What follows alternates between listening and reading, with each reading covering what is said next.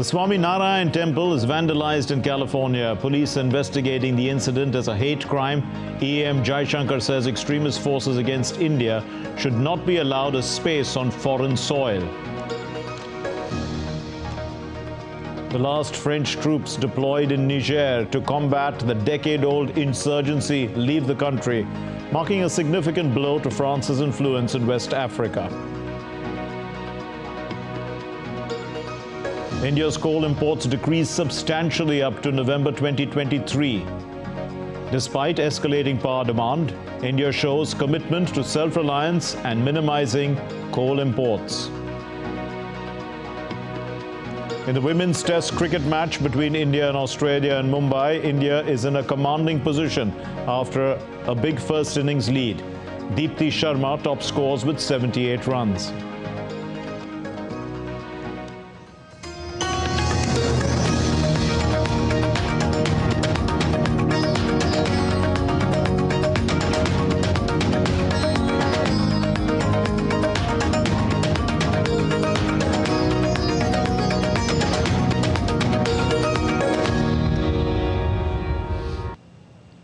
The Swami Narayan temple in California was vandalized by pro-Khalistan miscreants on Friday. Indian authorities pressed for a quick investigation.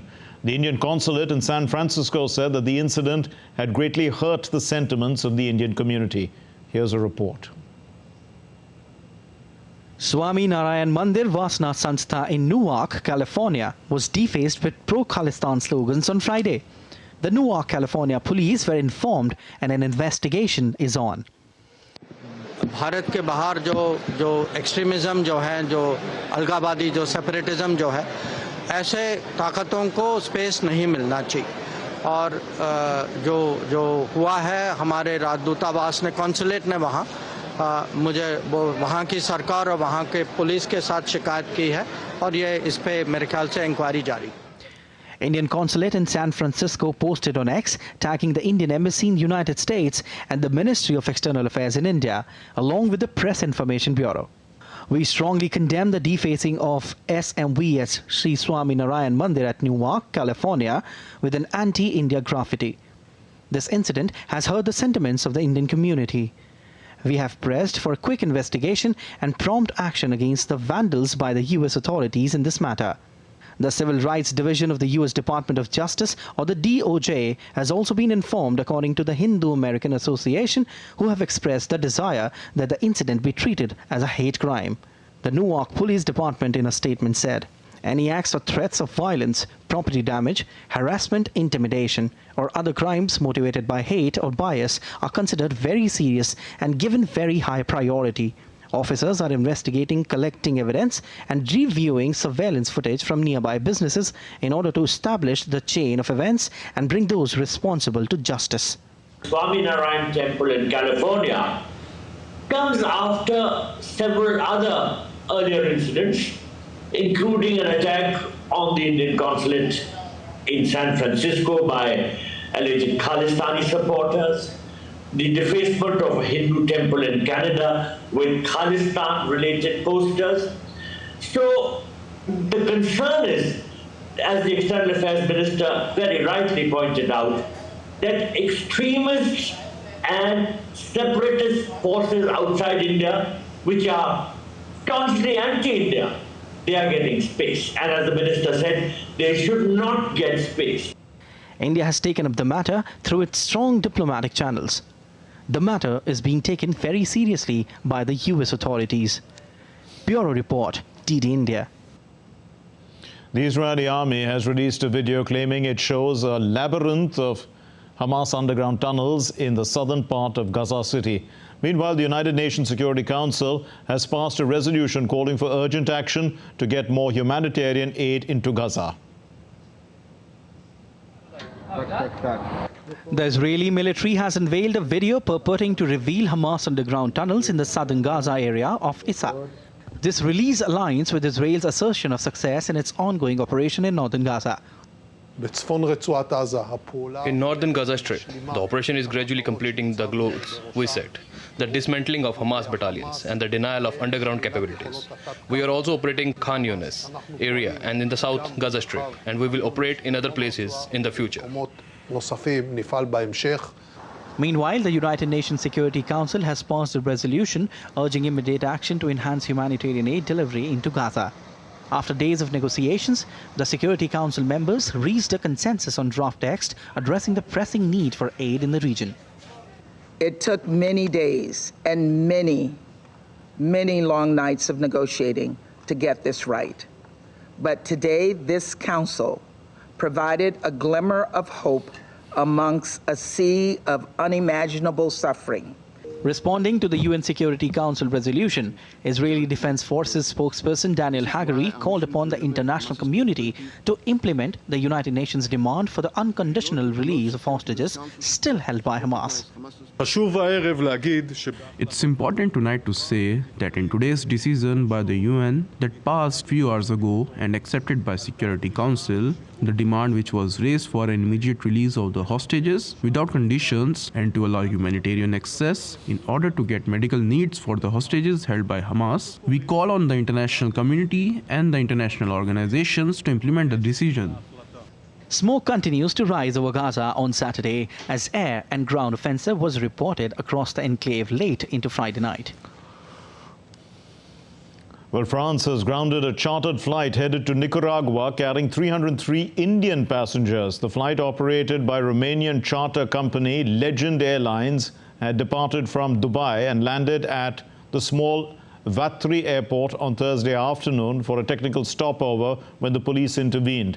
2 people have been arrested for questioning in this regard. A judicial investigation has also been launched into the conditions and purposes of this trip. In a social media post, the Embassy of India in France said that the French authorities informed it of a plane with 303 Indians, mostly Indians or people of Indian origin, from Dubai to Nicaragua, detained on a technical halt at the French airport. The embassy team reached there and obtained consular access. The embassy further said that it's investigating the incident and ensuring the well-being of the passengers.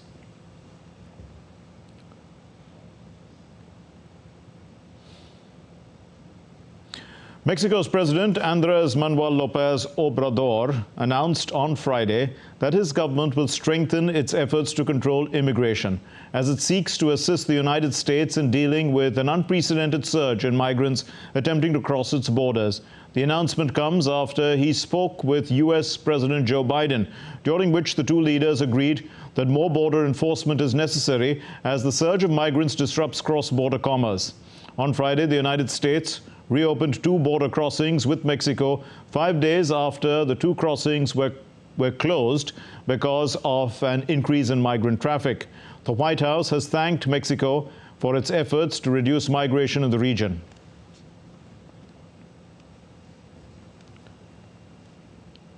Well, less than 2 weeks after he took office, the Argentinian president, Javier Milei, faces opposition in the streets. The radical economic shifts announced by his government are causing distress among citizens as the new president tries to deal with the country's worst economic crisis. DD India's Latin American correspondent Mary Trini Mina reports. Argentina's new president is making big changes in the South American country. The shock economic measures that he had promised during his electoral campaign are already raising concerns in a sector of the population. This week, leftist groups took to the streets to complain over the austerity measures being implemented by the libertarian politician. The government is warning protesters against blocking the streets and has announced a zero-tolerance policy for those who do so. More demonstrations are expected in Buenos Aires in the coming days. One of Milei's first economic decisions was a 54% devaluation of the Argentina peso in an effort to control the triple-digit annual inflation that Argentina has been struggling with over the past few years. Earlier this week, the 53-year-old economist unveiled part of his strategy to deregulate Argentina's economy. He started by signing an emergency decree that included 300 measures striking down major regulations, including Argentina's housing rental market, exports, land ownership, and food retailers, among others. The emergency economic decree is set to be in place for 2 years. The demonstrations happen at a time when 4 in 10 Argentines are living in poverty, and inflation is running at over 140% in South America's second largest economy. In Caracas, Maritrini Mena reporting for DD India. Well, Cuba on Friday has authorized euthanasia, the practice of ending the life of a patient to limit suffering, as part of its legislation updating the nation's legal framework for its universal and free healthcare system. There was, however, barely a mention in Cuba's state-run media that the government would approve the practice with no public debate.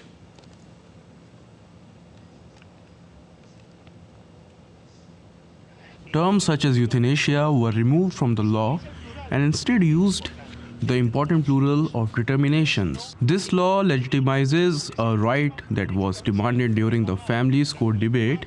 Many people refer to it. It is the right each person has, based on their own dignity, to determine how the end of their lives will transpire. De determinar cómo quiere que se desenvuelva el final de su vida. The U.S. Centers for Disease Control and Prevention have said on Friday that the COVID subvariant JN.1 now accounts for 39% to 50% of cases in the United States as of December 23.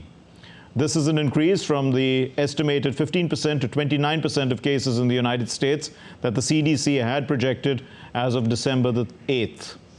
Now, the CDC said that the variant continues to cause an increasing share of infections and is now the most widely circulating variant in the country. The continued growth suggests the variant is actually either more transmissible or better at evading the immune system than other circulating variants.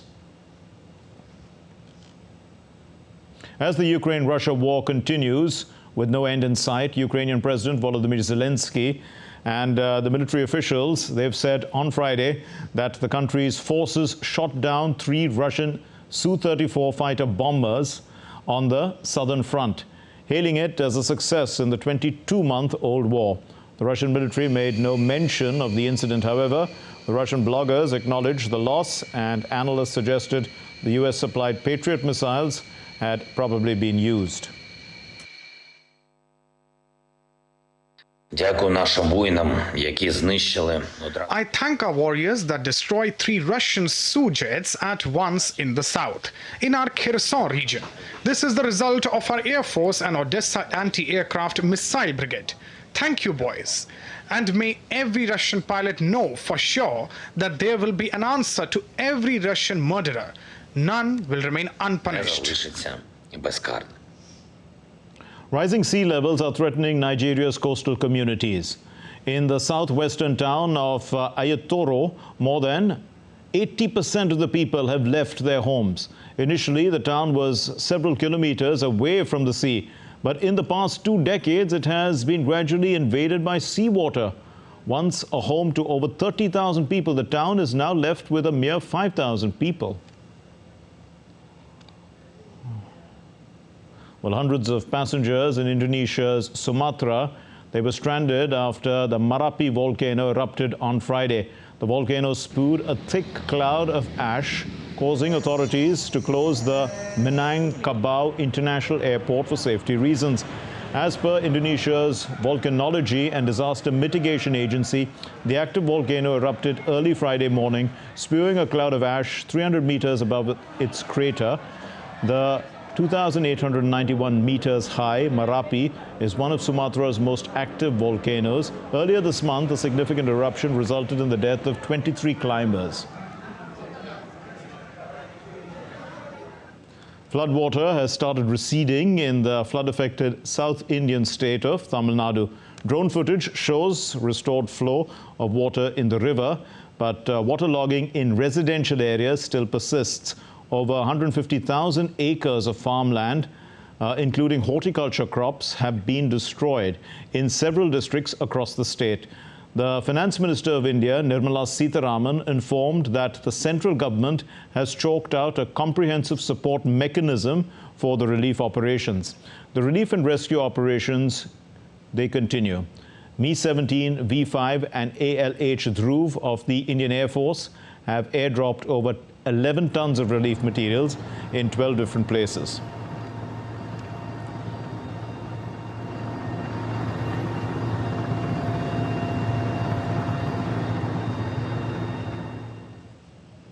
What's still to come here on DD India News Hour? The last French troops leave Niger.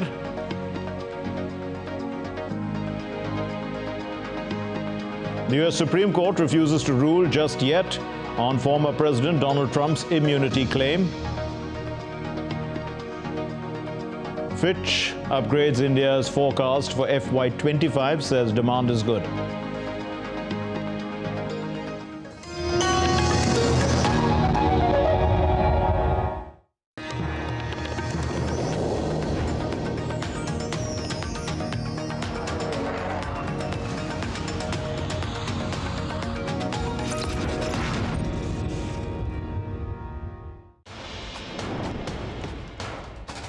Wherever news breaks, whatever it takes. Connecting corners, cutting across continents. Stories that matter from across the globe.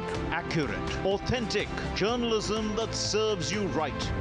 From politics to glamour, from sports to world affairs, with a fusion of aesthetics and substance. Introducing news in a new avatar. Experience the world through a new lens. Stay tuned to DD India for an exciting journey beyond borders.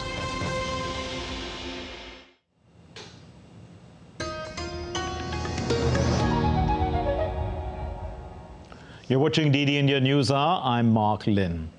The last French troops deployed in Niger to help fight a decade-old Islamist insurgency have left the country, marking a significant blow to France's influence in the region. France's military exit was a key demand of a junta that seized power in Niger in July, similar to those in neighboring Burkina Faso and Mali after earlier coups there.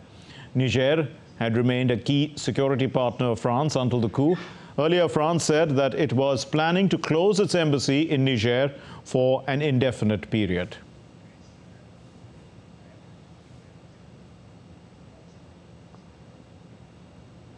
And Chris Okamringa, based in Kinshasa, is in the Democratic Republic of Congo, now joins us with some perspective from the African continent. Thank you, Chris. Chris, the Niger junta have what they wanted, isn't it? But did the French troops leave without a fuss? What now becomes of the French relations with Niger?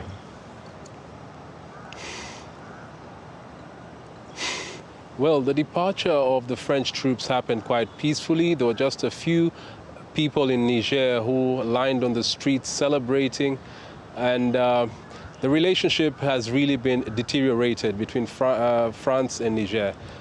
We've heard, like you mentioned earlier, that the embassy of France is going to be shut down indefinitely, and the military junta in Niger has said that this is the beginning of a new era. They're very excited that they will be able to take charge of the military and the affairs of the country. You know, they felt that the former president, Mohamed Bazoum, was a puppet of French interests, and he had become very unpopular because he was accused of corruption and other scandals in that country, but the French military was protecting him. And so they feel very excited that the French have eventually left their country. Chris, how much support does the junta have, and is there likely, to be a return to democracy anytime soon in Niger? There is a lot of support among the ordinary people because, life had become very tough for them under former President Mohamed Bazoum, who was being protected by the French military, and there were lots of issues like the extraction of uranium and other mineral resources, but that the money that was coming from that was not trickling down to the ordinary people. So the military junta has a lot of support. That is the situation that is going on right now in that country. Chris, also earlier this month, Niger, Mali and Burkina Faso, they called for some sort of monetary union. What update on them working together?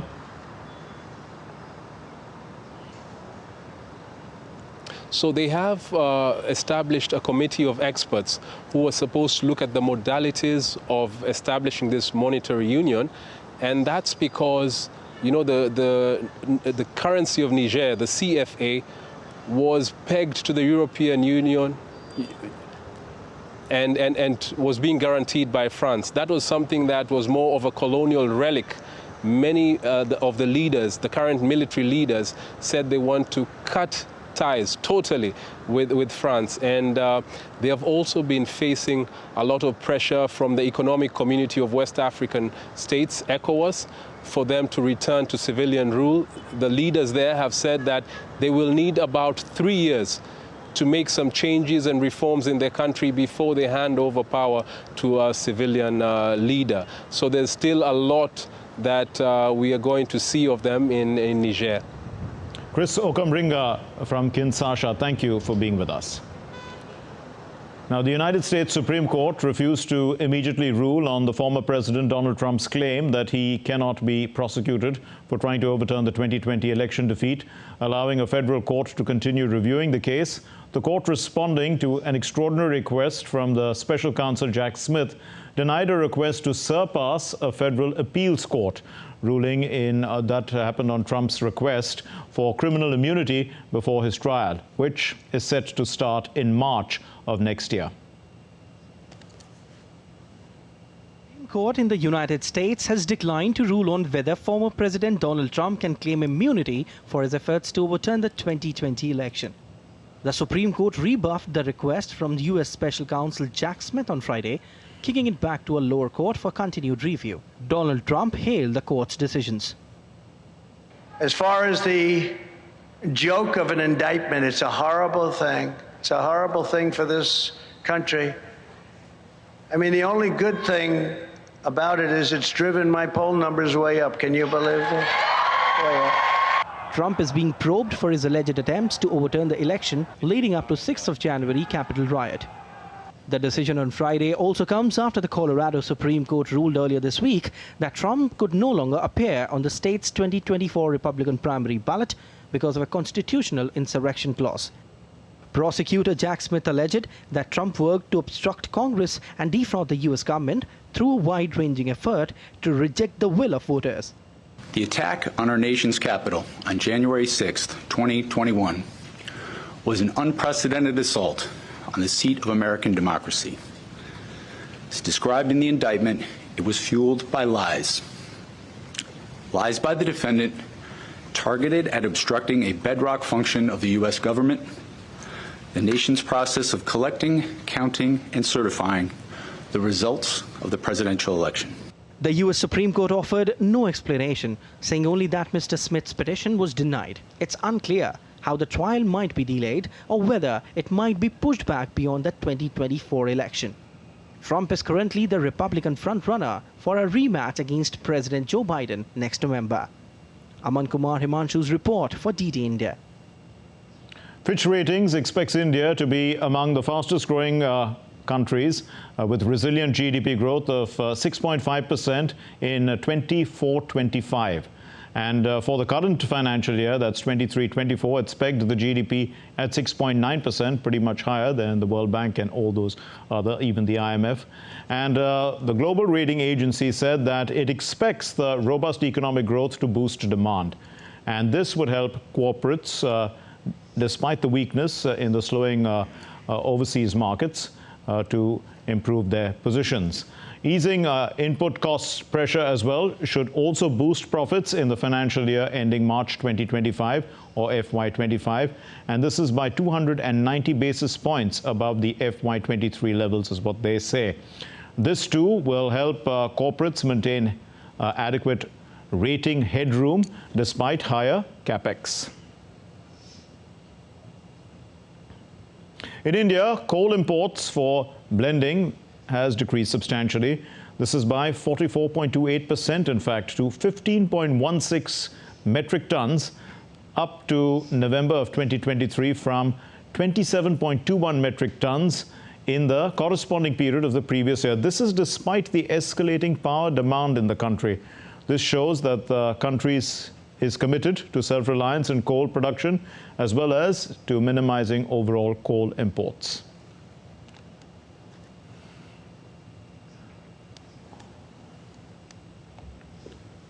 Lab-grown diamonds, they have grown in popularity over the past several years, and they've become a viable choice for customers worldwide when shopping for diamond jewelry. Let's look at this report. Lab-grown gems have become popular over the past few years and are now a viable choice when shopping for jewelry. A London designer dealing in these gems finds them perfect.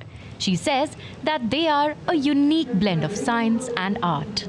I think working with laboratory-grown diamonds and laboratory-grown color stones for me really brings a glimpse into the future of what fine jewelry looks like, because I think it is about a celebration of science and art together.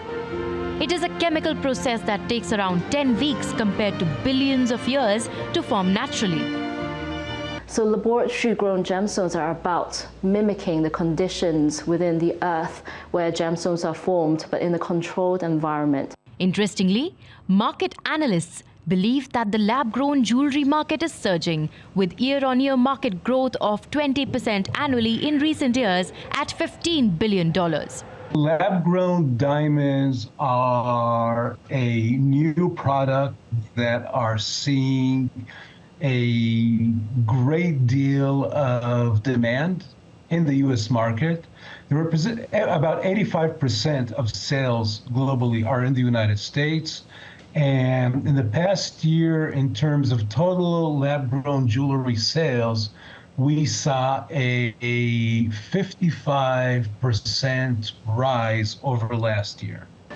Mid-market fashion jewelry retailers like Pandora and Swarovski also introduced lab-grown stones. Priced at 60% less than natural gems, they are highly crafted but accessible jewelry options for the customers. You know, customers buying lab-grown diamonds can enter for a variety of reasons. Maybe for them, the sustainability factor is important. Maybe it's the price-value equation, right? Understanding that they can get a very high level of quality at a price that's more affordable than diamonds that are drawn from the earth. This new category of gems is popular and profitable, sparking change across the jewelry landscape and democratizing the diamond industry. Bureau Report, DD India. The Viksit Bharat Sankalp Yatra is being undertaken across the country with the aim to attain saturation of flagship schemes of the government through ensuring that the benefits of these schemes reach all targeted beneficiaries in a time-bound manner. Now, the Government Degree College Kishtwar in Jammu and Kashmir is collaborating with the Ministry of Information and Broadcasting, and they hosted an interactive program to raise awareness about various flagship schemes launched by the Prime Minister of India. Viksit Bharat IEC van captured the attention of over 400 students and staff members. The event also featured informative videos showcasing government policies aimed at transforming Bharat into a developed nation. Local residents of Riyasi in Jammu and Kashmir on Saturday hailed the government for launching the ambitious Viksit Bharat Sankalp Yatra, which enabled them to get free healthcare services under the Pradhan Mantri Jan Arogya Yojana at their doorsteps. The Viksit Bharat Sankalp Yatra, which has reached Riyasi, spread the message of Prime Minister Narendra Modi in the presence of the Principal Secretary Prashant Goyal as a chief guest. Now, various government officials and local body members also were present on the occasion. The Prime Minister's video message urged citizens to become instruments of change. In the North Indian state of Uttar Pradesh, Viksit Bharat Sankalp Yatra was launched by the Chief Minister Yogi Adityanath in Bijnor district, and the Chief Minister also interacted with the beneficiaries of various schemes. The beneficiaries of the various schemes told everybody about the changes in their lives after joining these schemes, and they did so through what's called the Meri Kahani, Meri Zubani campaign. Still to come here on DD India News Hour. We'll be discussing issues surrounding the hate crime against the Swaminarayan Temple in the US. President Murmu hails women of Rajasthan for contributing in financial development. And Dubai's 28th International Sindhi Conference. We'll get an update.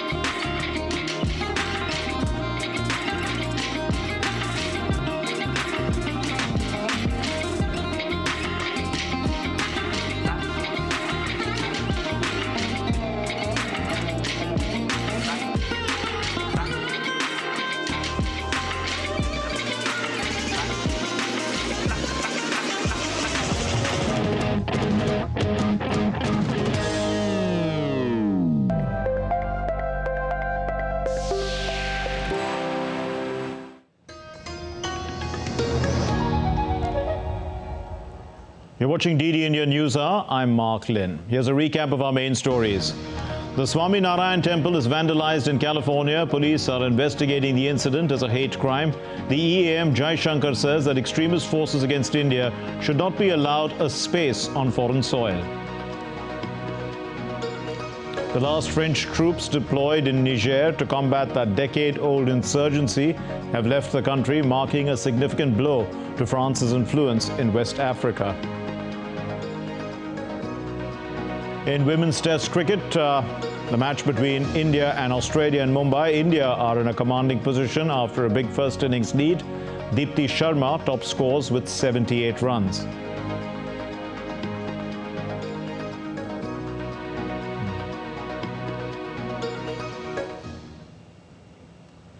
And going back to our story on the vandalism of the Swaminarayan Temple in Newark in California, and how it has offended the Indian community's sentiments, and to talk about issues surrounding that, we are joined by Professor Anshu Joshi, who teaches international studies at India's Jawaharlal Nehru University. Thank you, ma'am, for being with us.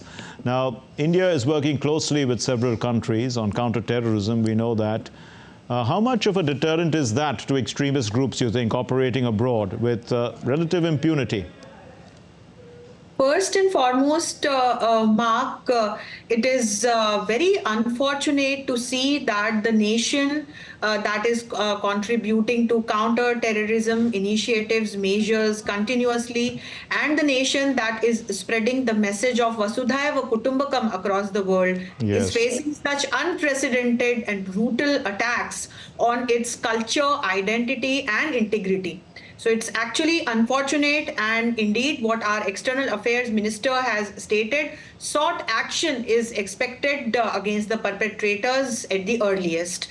But we need to decode this entire episode. And here I would say that this is not the first incident in past couple of months. So after Canadian Prime Minister Trudeau's claim of potential Indian involvement in the killing of Khalistani terrorist Hardeep Singh Niger, what happened? Couple of Hindu temples in Canada were vandalized by Khalistani leaders and supporters, and anti-Hindu and anti-India slogans were written on the walls of these temples. Actually very unfortunate. And it doesn't seem to be done in a jiffy. Because after Niger was killed, it seems to be a proper plan, because Pannu came up with a plan and he started issuing open threats against Hindus living in Canada, and he also asked them to leave the country, and he also started running campaigns, Khalistani campaigns in various parts of Canada. And now these campaigns, I think, have reached United States of America. Yes, and absolutely. I don't think that, I'm coming to your question now, United States of America at this moment will not jeopardize its relations with India, because US is a very close partner in fighting this global war against terrorism. And time and again, United States of America has stated that it works closely not only with India but all other such nations that are working on promoting counter-terrorism initiatives. So Yes, I hope that US takes view seriously of this incident and takes a prompt action. But if we look at it from the Homeland Security point of view in the U.S. law enforcement, how much support does it give to freedom of religion and conscience of people? I mean, like of Indian minorities, Hindu minorities. Are they actually involved with the conversation? They may not understand enough about the culture. I think that in past couple of years, not only the influence of Indian diplomacy has increased in United States of America, we can clearly see more involvement of Indian people, Indian diaspora present there. And in present times, each and everyone wants to know about Indian culture, and our temples, the spirituality that we follow are well understood by the people of United States of America. So there are very good people-to-people connects, apart from good government-to-government and government-to-people connects when it comes to United States of America. So Mark, I think that when it comes to India and what has been done on the soil of United States of America, and adding this question of homeland security, I think some prompt action would be taken against the criminals. Indeed, but how best to contain the spread of this extremist rhetoric? Clearly, these kind of incidents are designed to turn Hindus, ordinary Hindus, against ordinary Sikhs, and happening on a foreign soil. After all, both of them are people of India, and it's basically going to turn into a situation back home in India. The U.S. law enforcement cannot allow this to happen. That's a very good question, Mark, because by the end of the day, people from both the communities belong to India. Yes. And we need to understand that this all happened because of the political ambitions of Trudeau, apart from the Khalistani movement. But not every Sikh or every person who belongs to this particular religion is a Khalistani, I would say. Absolutely not, yes, and I agree with you. They all love Mother India. Yes. I don't see each and every one belonging to this particular gang or this movement. So I think that by the end of the day, Hindus will also understand. Hindus have that flexibility, they understand, and they empathize with the situation and the people. So I think that the situation should remain in control, and because it's foreign soil, the support is expected from United States of America. Recently, we saw these statements from United States of America's State Secretary that India and US strategic partnership has deepened. So I hope that unconditional support would continue from the United States of America's side. Now, the Department of Justice's Civil Rights Division has been informed by concerned parties about this incident. I've been looking at their tweets. They've been actually dealing mostly with anti-Semitism and Islamophobia because of the crisis in Gaza. It's important for them to add the Khalistan element too, isn't it? I mean, it's been around for some time.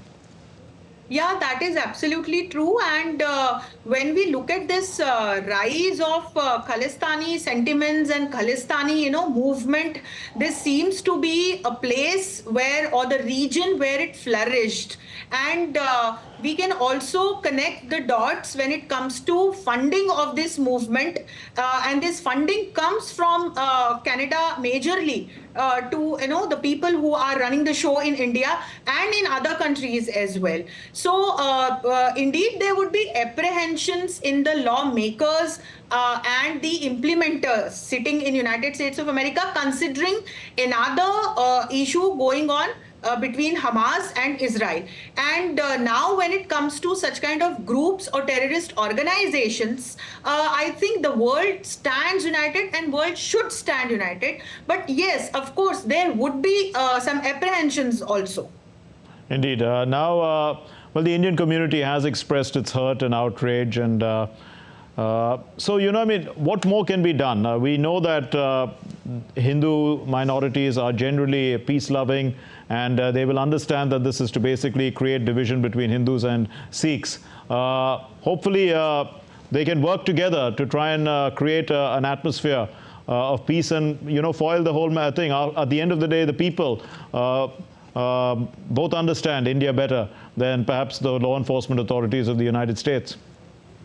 Mark, India has faced the brunt of terrorism since a long time. And if you can recall the terrorist attacks that were made in India, yes, and the degree of those attacks. So we do understand that, what it takes to, gather the courage and still, forgive and move on. And that is what Indians do when it comes to our philosophy and actions as well. But of course, what our Ministry of External Affairs has also stated, we need to condemn the rise of such kind of hate crimes and such kind of organizations also. But at the same time, I would also say that such organizations do not represent the face or the entire community. Yes, absolutely. So considering that, I think at the level of diplomacy, at the level of law, norms, something substantial should be, done. Okay, we leave it there. Thank you very much, Professor Anshu Joshi. Thank you for throwing light on this incident. Thank you for being with us. Now, India's External Affairs Minister Dr. S. Jaishankar also attended the third convocation ceremony at the Rashtriya Raksha University in Gandhinagar. This is in the western Indian state of Gujarat. And he said that India's security across the border has scaled up after 2014. Numerous efforts have since been made, especially in the last decade, to correct the shortcomings of the previous ones. The overall development of our national strengths that we have seen since 2014 have clearly had positive repercussions in the security field.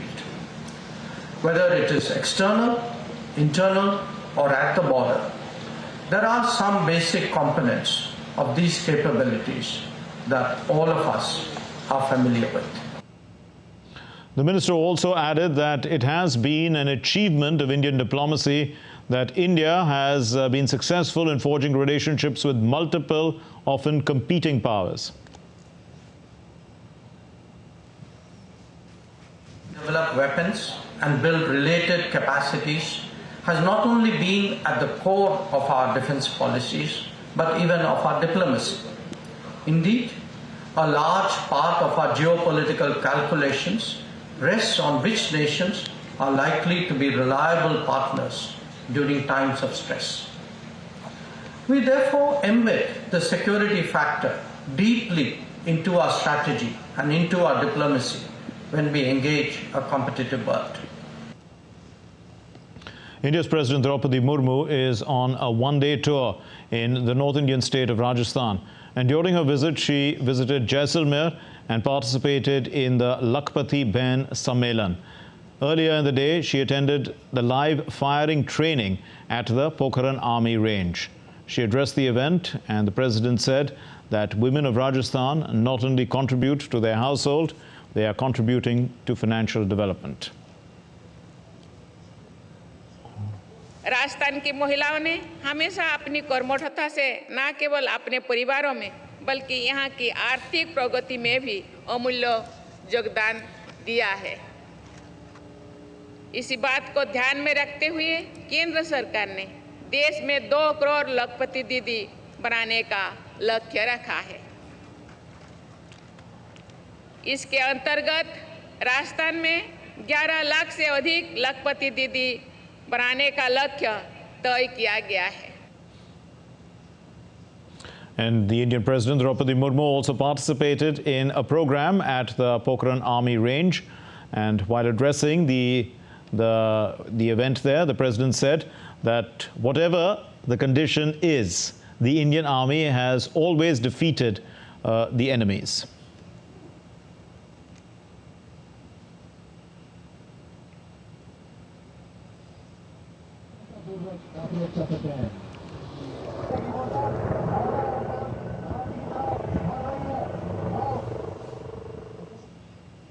भारतीय सेना ने हमेशा कठिन से कठिन परिस्थितियों में देश की रक्षा की है, चाहे वो सियाचिन ग्लेशियर हो या राजस्थान का रेगिस्तान हो। आज मुझे प्रैक्टिकल देखने को मिला कि आप किन परिस्थिति में, कैसे परिस्थिति में आप देश को सुरक्षा करती है और विरोधी को मात देते हैं।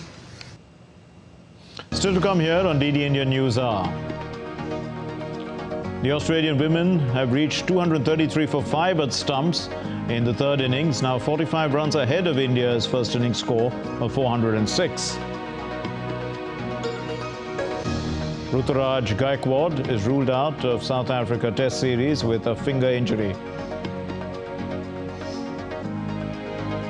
And Christmas cheer is in the air.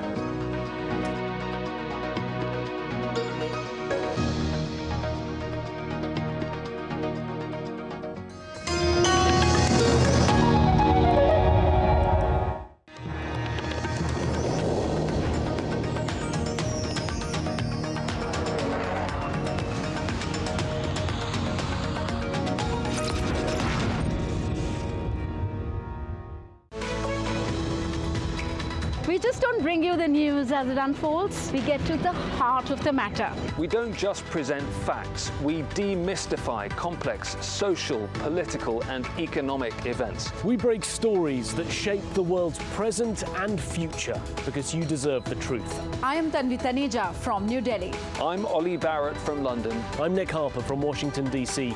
Join us on DD India Global Monday to Friday at these times.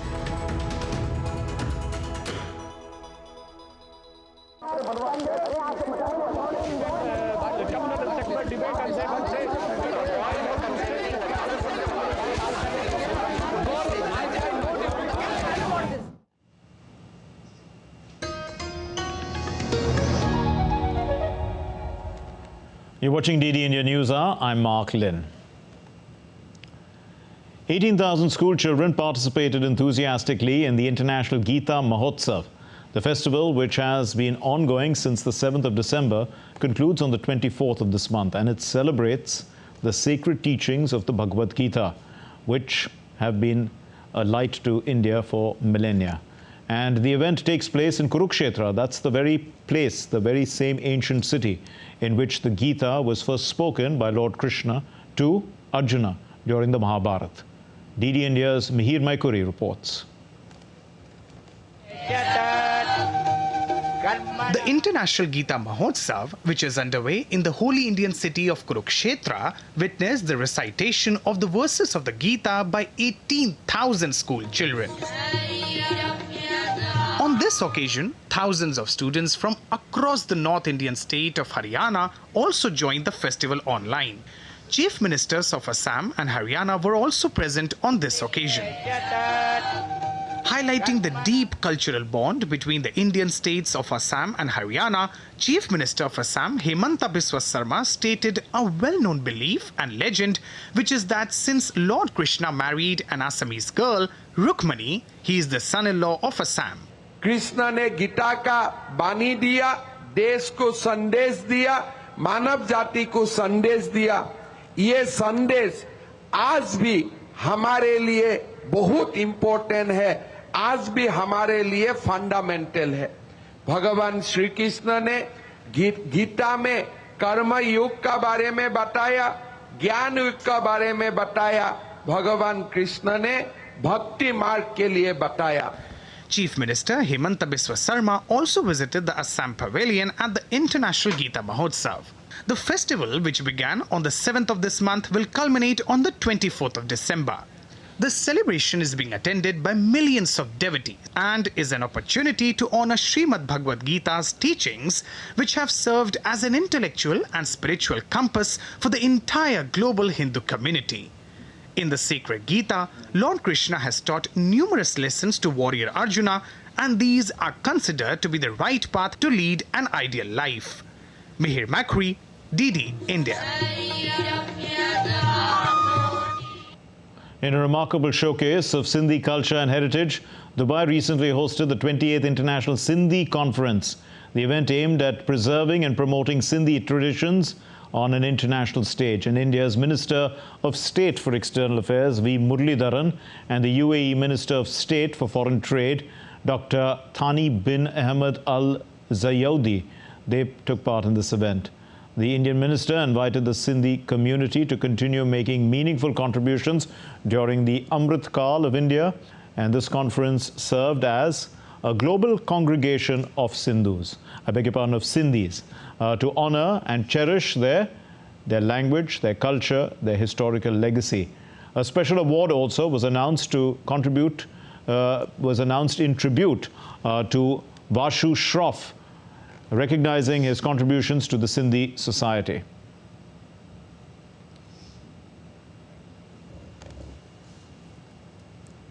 The Christmas season is upon us. Preparations are in full swing across the world, from Paris to Mumbai. Let's take a look.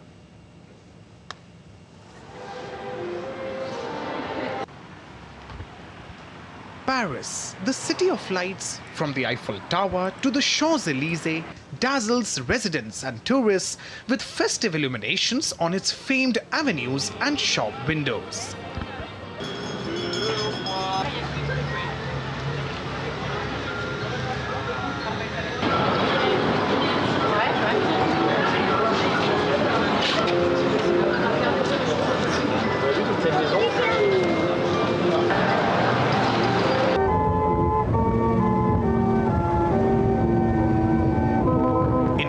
Over 2,000 underprivileged people attended the traditional Christmas dinner for the needy and homeless.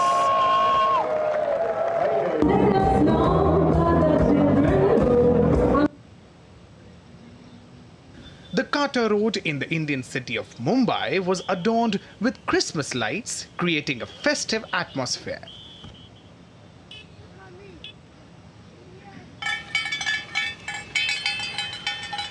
In Finland, Santa Claus and his reindeer got an environment-friendly vehicle as he prepares to spread joy across the world.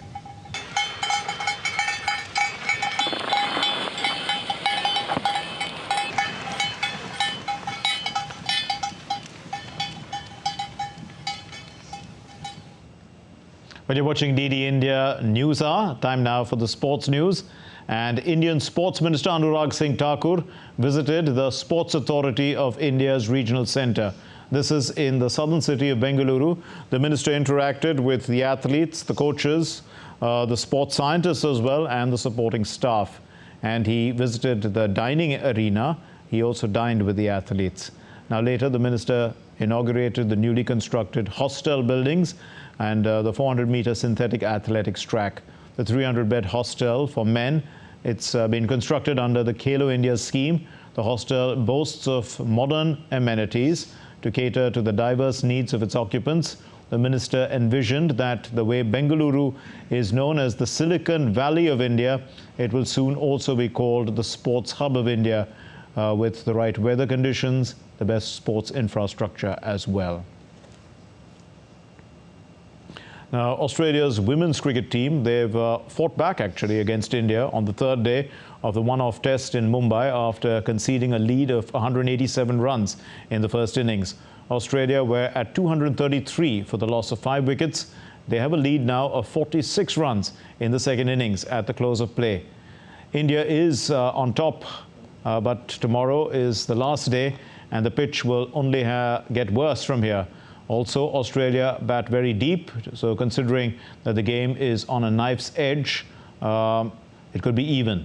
The Indian bowlers got only 2 wickets after lunch as Tahilya McGrath and Elise Perry, they kept the bowlers at bay. The pair added 80 runs, in fact, for the third wicket. Perry fell after scoring 45. Another partnership was forged between McGrath and Elise Healy. The pair added over 60 runs before the Indian captain Harmanpreet Kaur struck in her first over. McGrath hit 73. Earlier, India scored 406 in the first innings.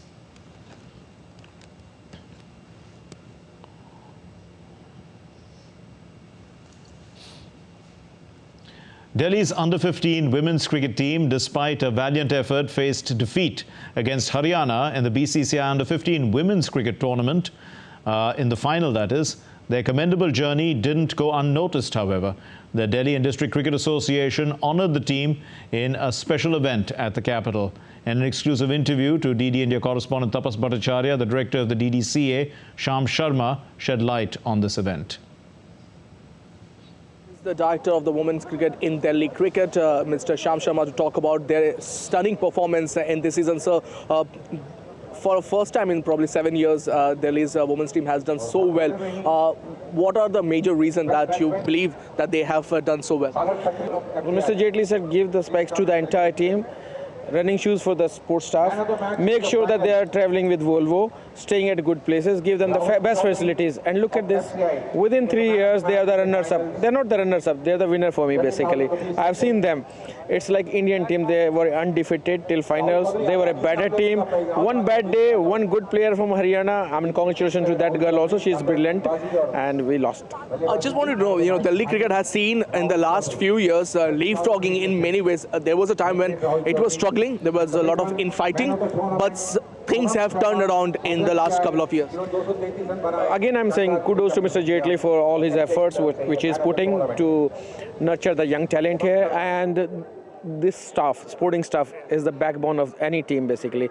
Girls are good, but the coach, the training staff, they're doing their level best. So we are giving the best of the facility now. They have to perform, and they are performed basically. Last question I'd like to ask you. There are a lot of people are saying that this is a very small stadium in comparison to national capital, but it has provided a lot of state-of-the-art facility. How do you want to improve this further?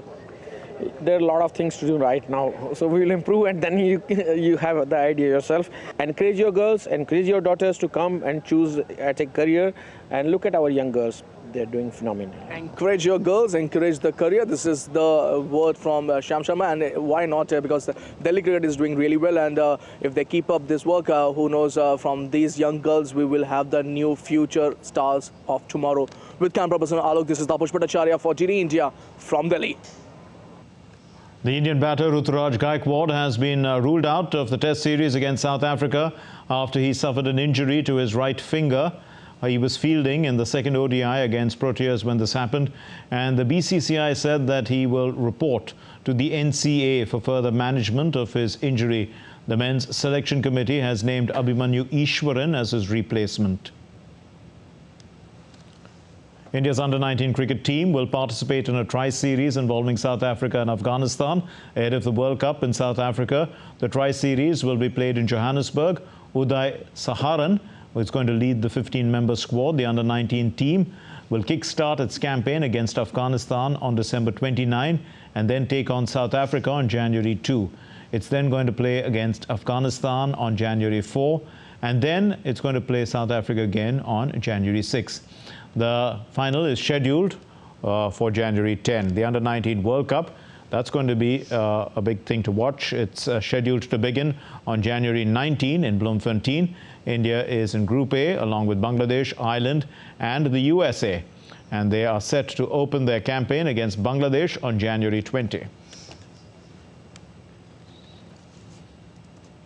Okay, that's about it in this edition of DD India News Hour. Let's know your thoughts on the news of the day. Connect with us on Facebook, X, formerly known as Twitter, and Instagram. We'll be back with more news as it breaks here on DD India. My name is Mark Lin. From all of us here in Delhi, thank you very much for watching DD India News Hour. Namaskar.